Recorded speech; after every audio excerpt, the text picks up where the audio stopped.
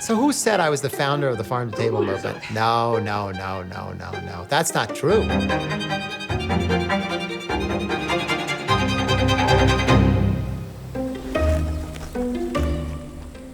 We talk so much about how unhealthy, destructive, not delicious our food system is.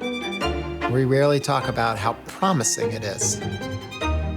How do we use an animal like a cow to improve the ecological functioning of the world around us? Up until very recently, 100 years ago, a cow was a dual-purpose animal. A lady cow would be milked for much of her life, and at the end of her life, she would become beef. Grazing on pasture lands and open spaces is what they've done before we've even thought about putting them into feedlots and pumping them with grain.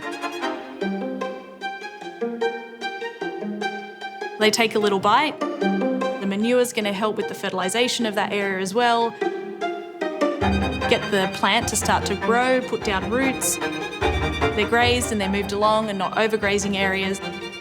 It's a way of regenerating the soil.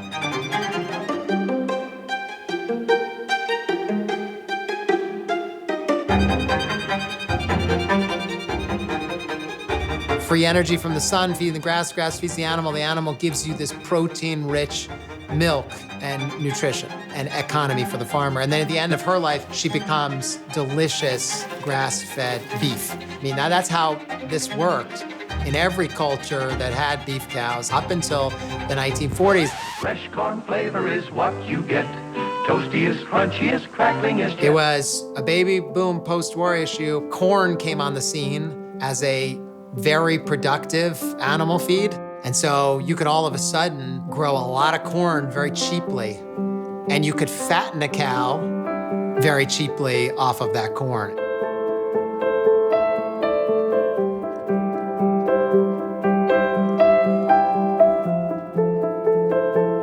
The industry went full force into either you're a dairy cow or you're a beef cow, and anything that was in between, anything that didn't excel at beef or didn't excel at milk was thrown away.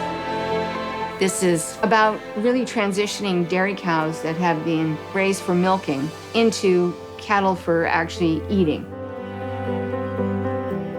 There's a lot of skepticism about utilizing a dairy cow.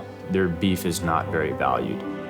Dairies are struggling. Small-scale dairy has taken a huge hit in the past 50 years. They're being crushed by a large system that is priced at a commodity scale and is a very difficult price point for a small farm to meet. So if they have a diversity of income, not only in dairy, but now also in their beef animals, they're really able to bring more value to their farm and also diversify the value on their farm. Historically, we've always been at mercy of the market, and it has punished us. Replacing dairy cows on the farm is a pretty expensive procedure. Knowing that we have a good outlet for retiring cows that would give financial incentive to farms to grow more and better replacements than what their existing herd is, it would certainly give them a leg up.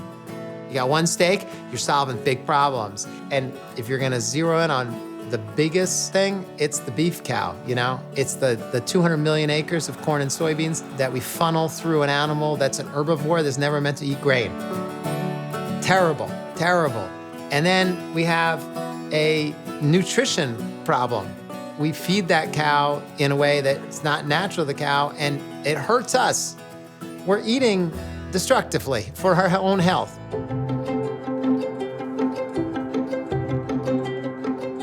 Tim Josephs of Maple Hill, I think, made the first connection.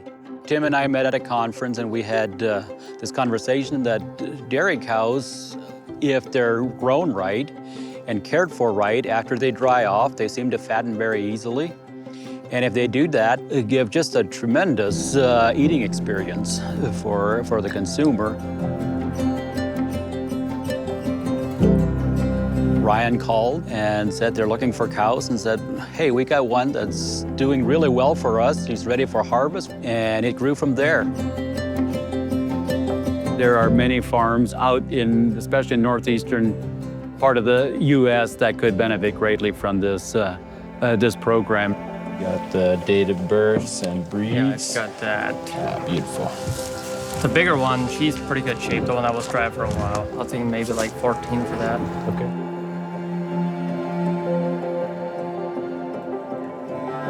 The opportunity is really to try and put the tenderness back into that animal, put the fat back onto that animal, repurpose it for the value of protein.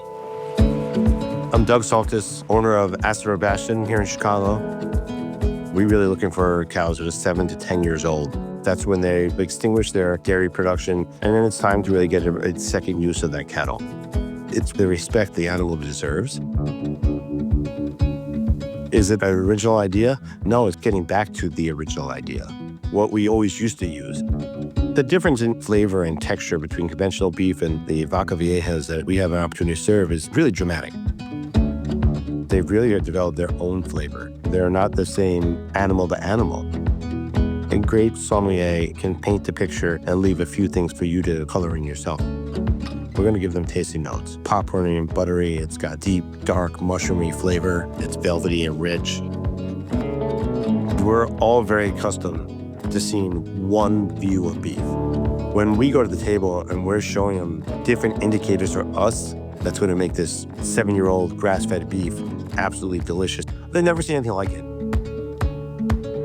The real takeaways I'm looking for the diner is just to start to understand the nuances of different cattle, to have respect for older animals, and to start realizing that beef should have texture, deep flavor, and individuality from steak to steak.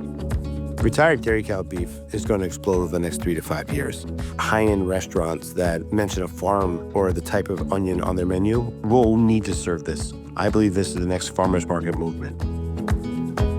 The more we can connect to the ranchers and show them that the value of their beef is there, they'll start to have this amazing 10-year-old cows they've invested so much time and energy into. That'll be worth $45 a pound, not $4 or $5 a pound with the local markets. And that's the real win.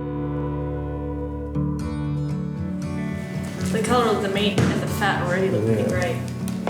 If you want to grade beef as prime or any kind of sort of consumer grade, all those animals are about 3 years old. So they've only been on grass for about 2.5 years. The dairy cows, when they come in, sometimes, like one of them was 8-year-olds, there was 4-year-olds. I remember cutting into it and one of the guests going straight to, wow, that fat is so yellow. A lot of the time, the darker meat and the yellow fat, people don't automatically go, wow, that's delicious. They see darker meat and that yellow fat and go, oh, I don't know if that's gonna be a great cut of meat. But the exercise that it's had being out on the grass, eating that grass and that beta-carotene coming through in the fat, there's flavor there. I can't wait for us to taste this. Yes. I think it's going to be incredible. And then also that nutrition that's coming from all of the grass that this cow's been eating over its lifetime as well. After it's been finished milked, it's had the opportunity to use that energy that would have gone into milk production and putting it back into the actual meat structure, all that energy to give this sort of beautiful marbling. Yeah. Ultimately, if we can put it on a plate and someone can taste the difference, they're going to understand why we're doing this. They're going to understand the value that it has, and they're going to be moved by it. Here we are around the table with these stakeholders and steak eaters, and you start to realize like how possible it is to change the food system. But you need everybody at the table. We got the experts around the table. What are we seeing? This kind of bites, it's more consistent in the mouth and it doesn't dissolve. And I think it's always something nice to have a firmer but very tasty bite. I never thought of this before. Just by putting the label grass-fed on, you're standing up and saying, I'm different, but that's crazy. And you can see by the veins that we looked at in the kitchen, it's what the cow wants to be. It wants to eat grass. You have a taste of this and you feel satiated. And there is a DNA switch that gets activated when you taste something that's fully flavored. If you could feel satiated with meat, you'd eat less meat. If treated right, It is one of the most regenerative animal husbandry opportunities we have in front of us. If you create healthy soils, then all the nutrition in those soils goes into the plants, which then transitions to the cattle. And then that also then transitions into the environment as a whole. So you actually create more functions within your ecosystems. It's a really holistic, not only tasting and sensory, but we're also thinking, okay, how can we make all of these ecosystems better? Chefs have been influential in bringing new ideas and new tastes to the American landscape. Chefs unite around one thing, it's flavor. It doesn't matter what your belief system is prior to tasting that meat, you are converted when you taste this. The cow sculpted what's behind me. There isn't a better example of supporting landscape than through the dairy cows.